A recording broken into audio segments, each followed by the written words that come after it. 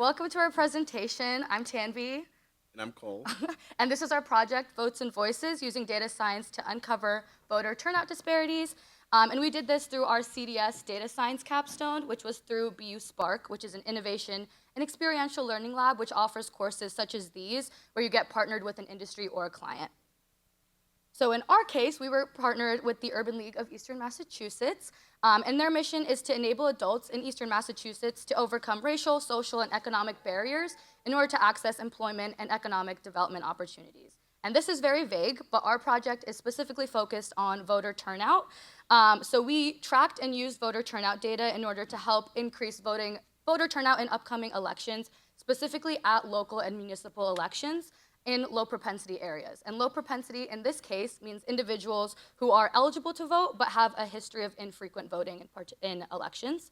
And our project, as this was a data visualization capstone, is an interactive dashboard to visualize voters at the precinct level, and we'll explain what precinct means later, to understand who these low propensity voters are. So their demographics such as race, ethnicity, income level, where they're from, etc. So for some background, municipal elections tend to have a very low voter turnout. It's often less than 15%, and this basically means that out of everyone who's registered to vote, less than 15% do so. And this is due to many barriers in voting. Currently, a lot of people who vote in municipal elections tend to be white, affluent, and/or elder individuals. So we can take a look at why this might be happening. Some people struggle to take time off of work just based on when elections are happening during the workday. Some people just have a lack of knowledge about the election and choose to refrain from voting, and some just believe that there's little impact on their own lives. Our project is focused on Chelsea, Massachusetts, within Eastern Massachusetts. This is specifically because Chelsea has a very low voter turnout in municipal elections compared to its surrounding cities, and we want to help the client figure out why that's happening. So before we get into our dashboard and its impact, we're going to do a little bit of Elections 101. So if you remember, at the federal level, we vote for our president, senator, representatives, congresswomen, and men. At the state level, we're voting for governor, state senators, state representatives, and then at the municipal or local level, we're voting for mayor, sheriffs, other city and county level officials. And then it's you at the bottom. So we can tell and through our daily lives, we are more affected by policies implemented by the mayor and at the municipal level than the state and federal level, which puts this belief that there's little impact on individuals' lives from municipal elections to shame. And then for a little bit more context, a ward is a geographical unit within a city, and this is determined by the local or the local jurisdiction, so the city or the county.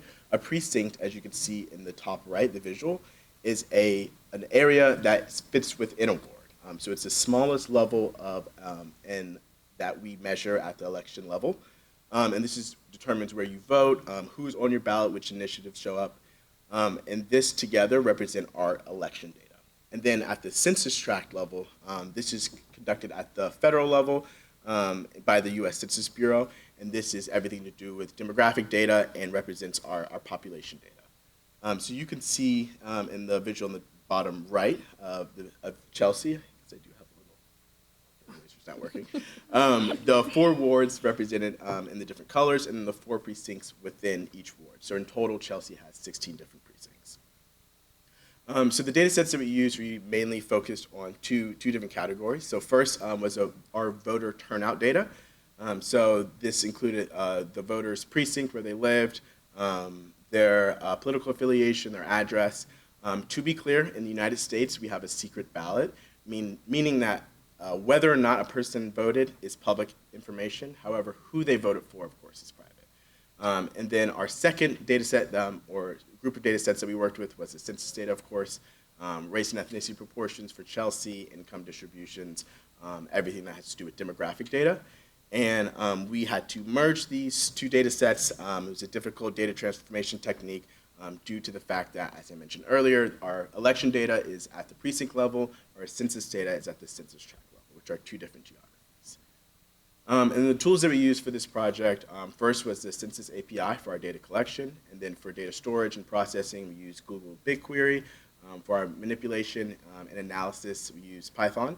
And then, of course, to create our interactive dashboard, we use Tableau. And then since we did work in a team, we use Notion as our project management tool to track all of our tasks. And instead of overwhelming you with the entire dashboard, we're just going to highlight a few key portions of it. So first, we're going to focus on the income aspect. So as you can see, we mapped for every precinct the income level for the median household income for every precinct, and our client really wanted to observe how voters, what turnout was depending on income at the precinct level. So you can see that red line is the Chelsea median income overall, and there are several precincts that are below this mark. And then we also had interactive map where our client could view which precincts visually have high and low voter turnout rates. And this is really important because don't want to waste resources going into neighborhoods and having grassroots initiatives in areas that already have very high voter turnout rates. So like Cole said, this was an interactive dashboard, so you can also click on each individual precinct to get more information about voter turnout. So as you can see in the example, we picked Precinct 2, Ward 2, and then it also gives us 2 further statistics. So one of those statistics is the average CVAP percent. CVAP is basically anyone who is a citizen and over the age of 18, so basically anyone who's eligible to vote. And that also tells us how many people actually voted. So in this case, we have 50% of the people are eligible to vote, but only 38% did. And that's just this specific precinct, but having this data for your client will be super helpful for their future campaign efforts to figure out where they kind of want to direct those. We did also add another interactive feature, which was filtering by year. So this will help our client kind of see trends over time by precinct. So for example, if a specific precinct either had a decrease in voter turnout or an increase in voter turnout, they can kind of pinpoint why that's happening. And again, go towards more campaign efforts in those areas. So going into our impact and next steps, kind of to reiterate, our dashboard was our deliverable. But there is a lot of impact, especially when it comes to supporting outreach planning. So the flyer that you see to your right is a flyer that the Urban League of Eastern Massachusetts sent out to individuals in Brockton. This was a past campaign that they did, and it basically told them who's voted in the past, how they compare to their city, and it also gives them some resources to help them vote. But having campaigns like this and then having our data for Chelsea, this will help them do or conduct similar campaign efforts in Chelsea as well. Also having a dashboard and having a data visualization will help ease accessibility for people who are not necessarily experts in the field, and it'll help guide resource allocation. And in general, we want an increase of awareness of voting eligibility and help underrepresented communities access voting easier. And lastly, this is a framework, so we do now have a dashboard for Chelsea, so now this can be replicated for other cities that may be having similar problems in voting turnout. And of course, we want to increase voter turnout in municipal elections. Thank you.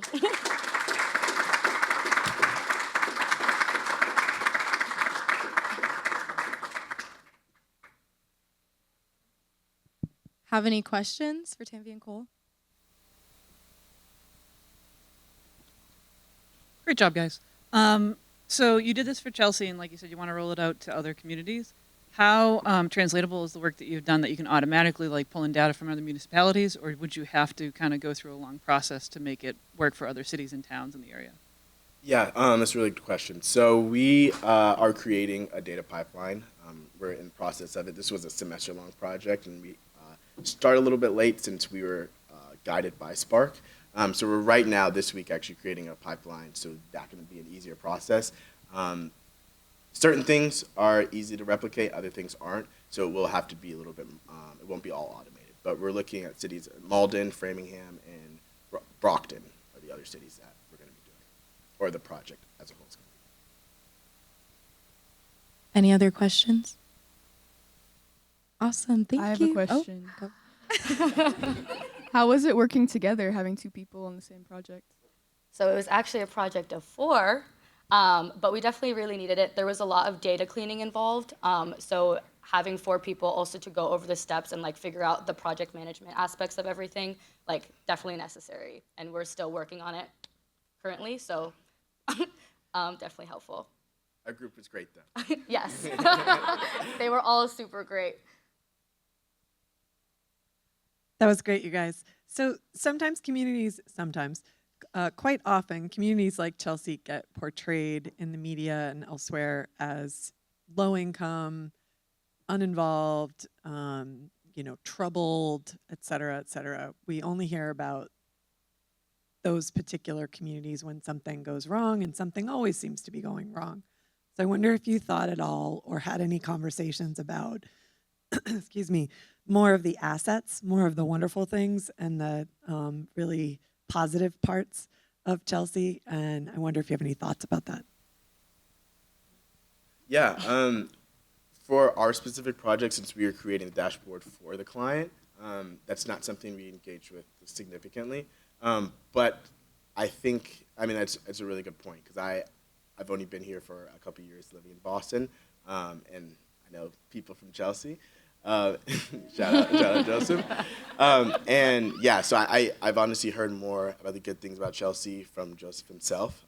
It would have been great to have that as a part of our project. Unfortunately, it just wasn't, because our client, Dr. Hall, I believe, is not native of Chelsea. He's from somewhere else in Massachusetts. So we didn't have that aspect of our project. I think that would help a lot.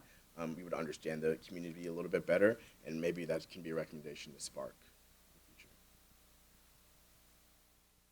My question was, sorry if this is political, but do you think that this has helped you like discover something about like voting, especially as a young person? And like, do you think this will change anything about how you vote or like look at elections, or is it stuff that you already knew was happening? I think for myself, I always knew that voting was important. I think it was definitely really interesting to see how it works geographically, because seeing how it works even precinct to precinct within a city, how they vote. But I definitely think it was definitely something cool to see, especially coming from like a different town, a different state, seeing how voting happens in Chelsea specifically. Yeah, I think for me, I originally was a poli-sci major freshman year, so I had a good amount of background. I knew that municipal elections had low turnout. I think seeing that on a map and the discrepancy, and we did see other cities have been done before, so we had a tiny bit of a template to go off of. So it's not like Chelsea is specifically unique in low voter turnout, but to see the difference between like the 2020 election, where there's a high turnout, around 80 to 90% of people who are registered voted compared to municipal elections. I think seeing those numbers, especially now that I'm a data science major, really shows how great of a difference it is. So I still plan to vote in every election, including municipal ones, but Yay, thank you.